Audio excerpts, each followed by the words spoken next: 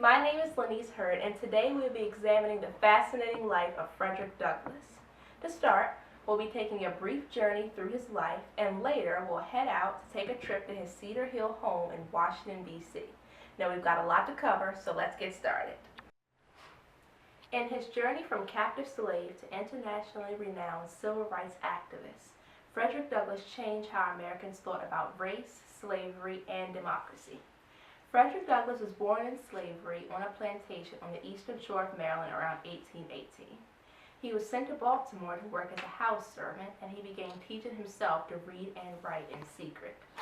After many years in slavery, in 1838, Douglass disguised himself as a sailor, boarded a train, and escaped to freedom. Later, in Massachusetts, he was hired by the Anti-Slavery Society as an active abolitionist and published his first autobiography, but he was forced to head to Europe in an effort to escape slave hunters. While in the British Isles, Douglass continued to speak against slavery. British supporters were so impressed with Douglass that they purchased his freedom. After more than 2 years abroad, Douglass was able to return to the United States a legally free man. During this time, he launched the North Star, which was an anti-slavery newspaper written and edited by him. Also during this time, Douglass actively supported the women's rights movement by pushing to secure female suffrage. When the Civil War broke out, Douglass continued to write and speak against slavery, arguing for a higher purpose to the war. He met with Abraham Lincoln to advocate for African American troops and to encourage Lincoln to see the war as a chance to transform the country into a more perfect union. In the wake of Lincoln's Emancipation Proclamation, Douglass issued Men of Color to Arms, an initiative urging free blacks to join the U.S. Army. Following the end of the Civil War and the abolition of slavery, new possibilities opened up for Frederick Douglass. He moved from Rochester, New York to Washington, D.C., eventually buying his home at Cedar Hill. During this time, he served as U.S. Marshal for the District of Columbia, the district's Registrar of Deeds, and the U.S. Minister to Haiti.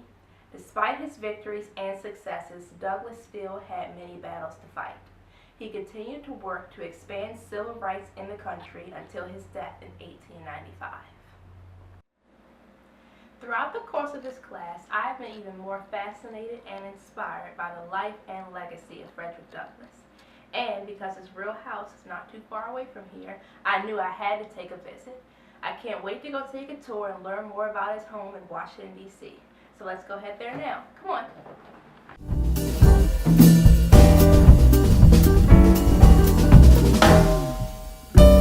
Okay. Here we are at the Cedar Hill home of Frederick Douglass in Anacostia, Southeast, Washington, D.C. We're about 51 feet above street level right now, so as you look out, you can see this amazing view of the Washington, D.C. skyline.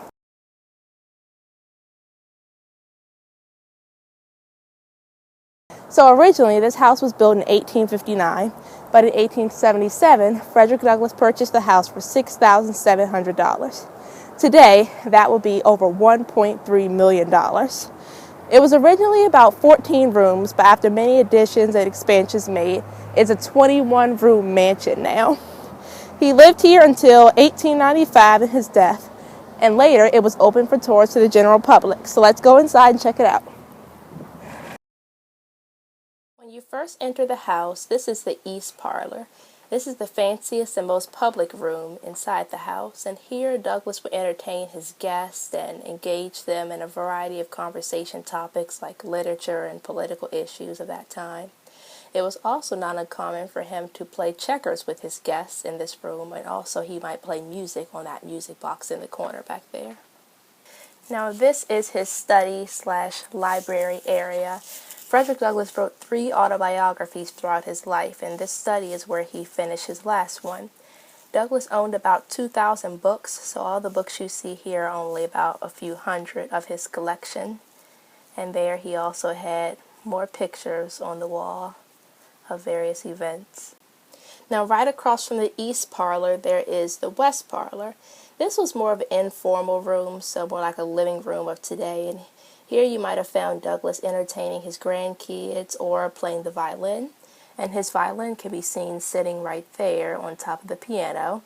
He actually never played that piano, but both of his wives did. And he often collected things from his travels, and that picture over the fireplace right there is something that he bought while he was in Italy. And right here on the curtain ties, this is like a ball and chain like slaves would be forced to wear, and this was a reminder to Douglass of where he originally started and for him to stay humble. Now as you head down the hallway, you reach the dining room. This is the largest room in the house, and here you would find Frederick Douglass entertaining politicians and even some students from Howard University. Now all the china in this room is original and likely possibly collected from his travels. And also, being the avid writer he was, there's even a writing desk in the corner of this room as well. And this way he could easily write down his experiences and his thoughts. Now Douglass was known to be an animated storyteller and often got really excited when he spoke.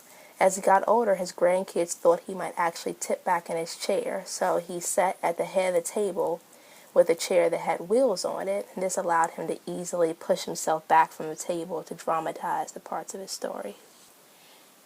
Now here's the kitchen. This was a way Douglass could kind of show off his wealth because it was actually rare to have a kitchen during that time. Many houses didn't have kitchens inside because fires often originated in the kitchen back then. Now Douglass's wife Anna would cook most of their meals, and she was known to be a pretty good cook and was famous for her biscuits.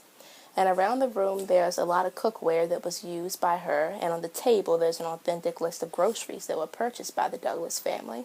And speaking of that table, this is where the grandkids would sit, because during that time children were to be seen and not heard. So they would eat their meals here while the adults had theirs in the dining room.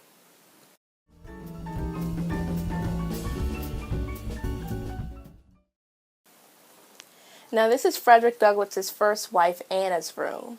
During this time it was not at all uncommon for spouses to sleep separately.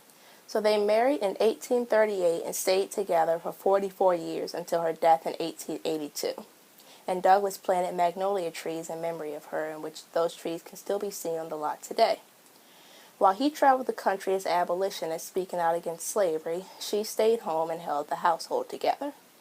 She had some health problems before her death, so she used somewhat of a modern wheelchair that moved around and reclined. And that chair can still be seen right there to the left of her bed, where she would often sit. Now this room belonged to Frederick Douglass's second wife, Helen Pitts, who he married 17 months after Anna's death. This marriage was controversial because it was interracial as well as generational, because Helen was white and also 20 years younger than Douglass. Her room is quite similar to Anna's, and the typewriter, the sewing machine and table, and as well as a pair of shoes on the floor were all used by her. Now here we are in the bedroom of Frederick Douglass himself. Now Douglass was over 6 feet tall, and that bed looks pretty short for him, but that's because during that time it was actually not uncommon for people to sleep upright in the bed as opposed to laying down.